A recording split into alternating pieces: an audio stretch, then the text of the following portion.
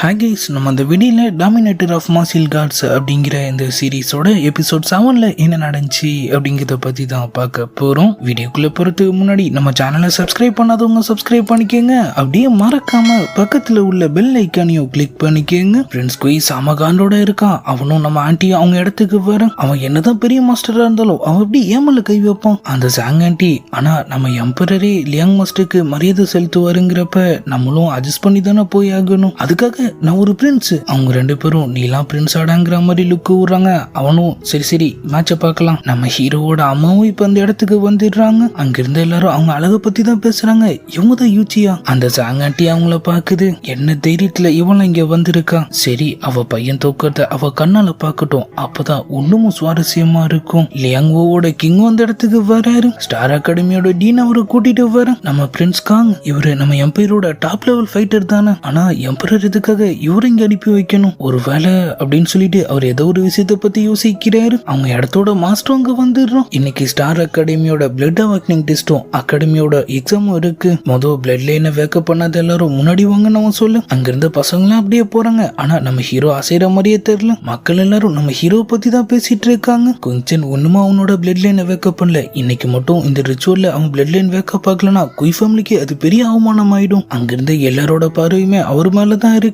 Star அகாடமியோட ஸ்டூடெண்டான குய்மிங்கிற ஒருத்தனை அப்படியே காட்டுறாங்க. ஆள் வரப்பா நின்னுட்டு இருக்கான். அங்க இருந்த குய்ஃபங், என்னடா உனக்கு முன்னாடி போறதுக்கு பயமா இருக்கா என்ன? நம்ம லீட்டைன் குய்சன் நீ எதுக்காக வெயிட் பண்ணிட்டு இருக்க? பொறுமையா இழந்து அந்த மாஸ்டரே அவரை கூப்பிட்டுறாரு. குய்சன் உன் பேர் லிஸ்ட்ல இருக்கு, நீ எதுக்காக முன்னாடி வர மாட்ட? ஆண்டியோட சர்வெண்ட் மாஸ்டர் நம்மால தான். கண்டிப்பா குய்சனோட பிளட் லைனை அவர் வேக்கப் பண்ண விட மாட்டாரு. அப்பனா இன்னைக்கு நம்மாட்டோன்னு சொல்லு. நம்ம ஹீரோ நான் வர வேண்டிய அவசியம் இல்ல, ஏன்னா என் பிளட் லைன் ஏற்கனவே வேக்கப் ஆயிடுச்சு. அங்க இருந்த எல்லாரும் சிரிக்க ஆரம்பிச்சிடறானுங்க. கூடவே காம்படிஷனை வேடிக்கை பார்க்க வந்த எல்லாரும் குய் ஃபேமிலியில ஒரு ஆளா இருந்துட்டு இவன் எப்படி இந்த மாதிரிலாம் போய் சொல்றான்? மாஸ்டர் அவங்க டீனை பார்த்து, இவன் பிளட் லைன் வேக்கப் ஆகாதது கூட பிரச்சனை இல்லை டீன், ஆனா இவன் நம்ம கிட்டே போய் சொல்றான், இவனை உடனே அகாடமி விட்டு வெளியே அனுப்புங்க. என்ன நடக்க போகுதுன்னு சொல்லி நம்ம ஹீரோட அம்மா ஒரு பக்கம் பார்த்துட்டு இருக்காங்க. டீன் நம்ம ஹீரோவை பார்த்து, நீ உன் பிளட் லைனை வேக்கப் பண்ணிட்டதா சொல்ற, அதுக்கு ஏதாவது ஆதாரம் இருக்கா? இல்ல அதை நானே தான் வேக்கப் பண்ண, அதுக்கு எந்த ஒரு ஆதாரமும் இல்ல. அவர் சொன்னதை கேட்டு சில பேர் சாக்காகிறாங்க. இன்னும் சில பேர் இன்னமும் சிரிக்கிறானுங்க. இவன் பாட்டுக்கு எப்படி இஷ்டத்துக்கு அடிச்சு விடுறான். பிளட் லைனை செல்ஃபா வேக்கப் பண்றதுலாம் நடக்கிற காரியமா?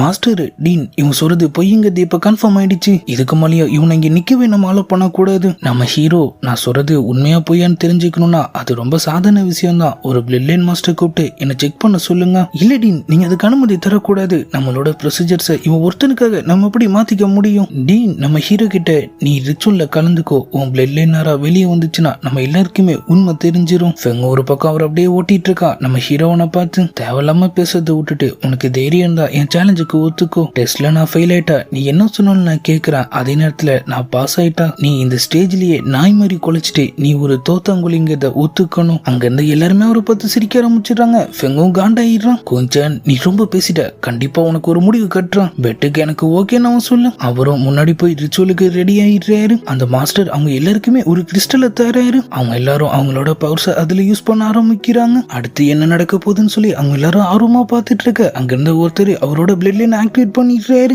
செகண்ட் லெவல் ரெட் டைகர் அது அப்படியே வந்து அவருக்குள்ள போகும். அங்க பாருங்க டெபுட்டி சீஃபோட பையன் டைகர் பிளட் லைன் அதுவும் செகண்ட் லெவல்ல இருக்கு. கண்டிப்பா அவனோட ஃபியூச்சர் வேற லெவல்ல இருக்க போகுது. குய்ஃபன் கூட 12 வயசுலயே பிளட் லைன் ஆக்டிவேட் பண்ணிட்டானா உண்மையிலேயே தரமசாலி தான். இங்க இருக்கிற சில வீணா பொண்ணவனுங்க மாதிரி இல்ல. நம்ம லீட்டன் நேரம் வரட்டும்னு சொல்லி பொறுமையா காத்துட்டு இருக்கேன்.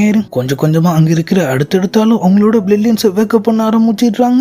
டீனும் சிரிப்பை போட்டுடுறாரு. நிறைய ஃபர்ஸ்ட் கிரேட் பிளட் லைன்ஸும் சில செகண்ட் கிரேட் பிளட் லைன்ஸும் இது நல்லதா இருக்கு. ஆனா நம்ம ஹீரோ மட்டும் ஒண்ணுமோ ட்ரை பண்ணிட்டு இருக்காரு. அந்த கிறிஸ்டல் கிட்ட இருந்து எந்த ஒரு ரெஸ்பான்ஸுமே இல்ல. குய்ஃபங்க நான் தான் சொன்னேன் உன்னால முடியாது, நீ வாய் மூடுறான்னு சொல்லி நம்ம லீட்டன் கத்த. ஆள் இப்பதான் நோட் பண்றாரு. டெட் கிறிஸ்டலா யாரோ வேணுன்னு என்ன தோக்கடிக்க நினைக்கிறாங்க. ஆனா இந்த மாதிரி சின்ன ட்ரிக்லாம் வேலைக்கு ஆகுதுன்னு சொல்லிட்டு அவர் அப்படியே அவரோட பவர்ஸை யூஸ் பண்ண ஆரம்பிக்கும். அவரை சுத்தி லைட்னிங்கா வர ஆரம்பிச்சிருது. அங்கிருந்து எல்லாருமே சாக்காகிறானுங்க. நம்ம ஹீரோவோட அம்மாலாம் சிரிப்பு போட்ட மாதிரி தெரியுது. ஒரு வழியா அவர் கையில இருந்த டெட் கிறிஸ்டல் பிளிங்க் ஆக ஆரம்பிக்க அந்த மாஸ்டர் வாயை பொளக்குறான். ஆள் அதை பிளாஸ்ட் ஆகி பறக்க விட்டுறாரு. இது எப்படி நடந்துச்சு? ஹோலி கிறிஸ்டல் அவனால எப்படி உடைக்க முடிஞ்சிச்சு? இது என்ன பிளட் லைன்? அது லைட்டிங் பிளட் லைன், ரொம்ப ரேரான ஒண்ணு. ஆண்டி கடுப்பாயிடுது. இது எப்படி நடந்துச்சு? அந்த மாஸ்டர் காசு வாங்கிட்டு நம்மள ஏமாத்திட்டானா? சர்வன்ட் அவங்கள அமைதியா இருக்க சொல்றாரு. நீங்க டென்ஷனை அப்புறம் மாட்டிக்க போறீங்க. அவங்களும் வாயை மூடிட்டு உட்கார. லியாங்கோவோட கிங் உண்மையிலேயே உங்க ஸ்டார் அகாடமி ஒரு பெஸ்டான ஸ்கூல் தான். அப்புறம் இந்த லைட்னிங் ஆரவை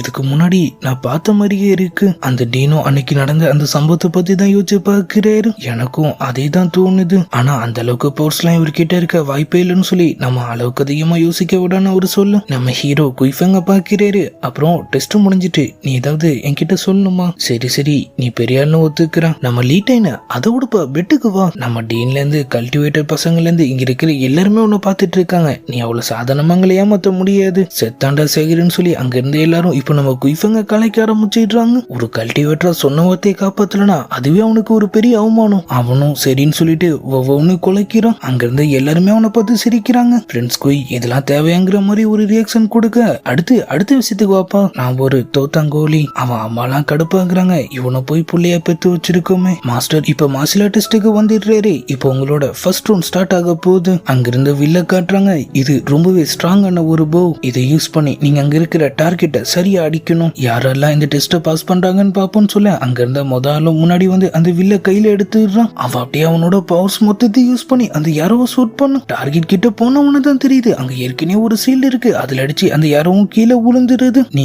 போலாம். ரெண்டாவதா நம்ம குயிஃபங் போன மானத்தை காப்பாத்தணும்னா நம்ம எப்படியாவது இந்த ரவுண்ட்ல கெத்து காட்டி ஆகணும். அவ அப்படியே அந்த யாரோவை பறக்க விட அது நேரா போய் அந்த பேரியரையும் உடைச்சிட்டு சரியா டார்கெட்டோட சென்ட்ரலே சுருகிறது. ஆண்டிக்கெல்லாம் குசி தான். இவன் உண்மையிலேயே பவர்ஃபுல்லா தான் இருக்கான். அதான் அவ்வளவு திமிரா நடந்துக்கிறான் போல. டீன் கூட அவரை பத்தி தான் பேசுறாரு. குய் ஃபேமிலி உண்மையிலேயே பவர்ஃபுல்லானவங்க தான். அவங்க நம்ம மிலிட்டரிக்காக எவ்வளவு பண்ணிருக்காங்க. லியாங் ஓகேங்க நீ சொல்ற மாதிரி குய்ஃபெங் பவர்ஃபுல் தான். ஆனா என் கவனம் எல்லாம் அவனோட பிரதர் மேலதான் இருக்கு. குயிச்சனை பத்தி சொல்றீங்களா? குய்ஃபெங் நம்ம ஹீரோவை பார்த்து உன்னாலலாம் கண்டிப்பா இந்த ஸ்ட்ரென்த் டெஸ்ட்ல பாஸ் ஆக முடியாது. நம்ம லீட்டைனோட டர்ன் வந்துருது. அவரு முன்னாடி வந்துடுறாரு. ஆனா அவரால் அந்த யாரோ இழுக்க முடியல. அது ரொம்பவே ஸ்ட்ராங்கா இருக்கு. நம்ம ஹீரோ பதட்டப்படாத உன்னோட பவர்ஸ்ல கான்சென்ட்ரேட் பண்ணு. அவரும் அவரு சொன்ன மாதிரியே பண்றாரு. நம்மால் சில இன்ஸ்ட்ரக்ஷனும் கொடுக்க அவர் ஃப்ரெண்டும் அதை ஃபாலோ பண்ணி அடிக்கிறாரு. கரெக்டா டார்கெட்ல சொருகிறது. ஆளுக்கு ஒரே குசி தான். நான் செஞ்சு காமிச்சிட்டேன் குயின்சன். இப்ப நம்ம ஹீரோவோட டர்ன். அங்கிருந்து எல்லாருமே ரொம்பவே ஆவலோட இருக்காங்க. அவரு முன்னாடி வந்து அந்த யாரவையும் போவையும் கையில எடுத்துடுறாரு. ஆனா அவர் அதை ஃபுல்லா இழுக்கல. அவர் லைட்டா இழுக்கிறத பார்த்துட்டு அதை இழுக்க கூட அவங்க கிட்ட ஸ்ட்ரென்த் இல்லையா? ஆனா குயின்சன் இவ்வளவு வீக்கா இருந்து நான் பார்த்ததே இல்ல.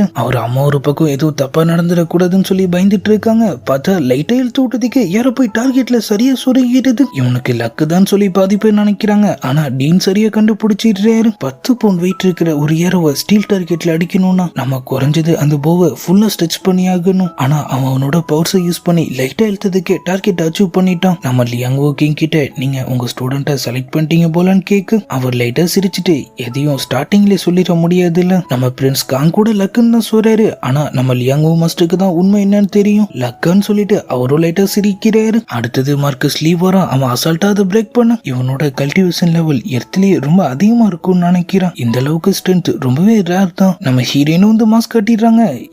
இவங்களோட ஃபுல் பவர்ஸை யூஸ் பண்ணல. அது நம்ம காங்கோட பொண்ணு. அவங்களோட பிளட் லைன் கிரேட் 3. எவ்வளவு டேலண்டான ஆளுங்க இருக்கும் போது எம்பரர் கொடுத்த வேலையை என்னால ஈஸியா முடிச்சிடும் போலன்னு சொல்லிட்டு அந்த லியாங்கோட கிங்கும் லைட்டா குசியா போயிடுறான். அடுத்தடுத்து சில்லற பசங்களாம் வந்து அவனுங்க வேலையை முடிச்சிடுறானுங்க. ஃபர்ஸ்ட் ரவுண்டோட ரிசல்ட்டும் வந்துருது. 60 பேர் கலந்துகிட்டதுல வெறும் 24 பேர் தான் பாஸ் ஆயிருந்திருப்பாங்க. இப்ப செகண்ட் ரவுண்டு பேட்டில் ஃபீல்டு. கொலை பண்றது சீட்டிங் பண்றதுலாம் இங்க தடை செய்யப்பட்டிருக்கு. 3 பேர் நேரடியா ஒருத்தர் கூட ஒருத்தர் மோதிக்கணும். யார் ஜெயிக்கிறான்னு பாப்போம்னு சொல்லிட்டு டெஸ்ட் ஸ்டார்ட் பண்ண நம்ம ஹீரோ அவரோட ஃப்ரெண்டு கிட்ட கேம்ல ஜெயிக்கிறோமோ தோக்குறோமோ அது முக்கியம் இல்ல, நம்மளால ஏதாவது கத்துக்க முடியுமான்னு தான் பாக்கணும். குயிஃபெங் ஒரு பக்கம் நம்ம ஹீரோவை முறைச்சிட்டு இருக்கான். பேட்டில்ல மட்டும் என் கையில சிக்கு. அதுக்கப்புறம் உனக்கு என்ன பண்றேன்னு தெரியும். ஆனா முதலும் குயிஃபெங்கும் நம்ம லீட்டனுக்கும் வந்துருது. அட சின்ன பையலே என்னடா இப்பயே ஓடிடுறியா? என்னது ஓடி போறதா? மோதி பாப்பனான்னு சொல்லிட்டு அவரோட பவர்ஸை யூஸ் பண்ண அவனும் அவனோட பவர்ஸை யூஸ் பண்ணி அவர் அட்டாக் பண்றான். அதே நேரத்துல அந்த 3வது அவங்க 2 பேரையும் சேர்த்து வச்சு அட்டாக் பண்ண குயிஃபெங் மொதல் அவனை காலி பண்ணி பறக்க விட்டுறான். நம்ம லீட்டன் அவனும் சிங்கிள்ஸ் பண்றாங்க. ஆனா அவனோட பவர்ஸ் தான் ரொம்பவே அதிகமா இருக்கு.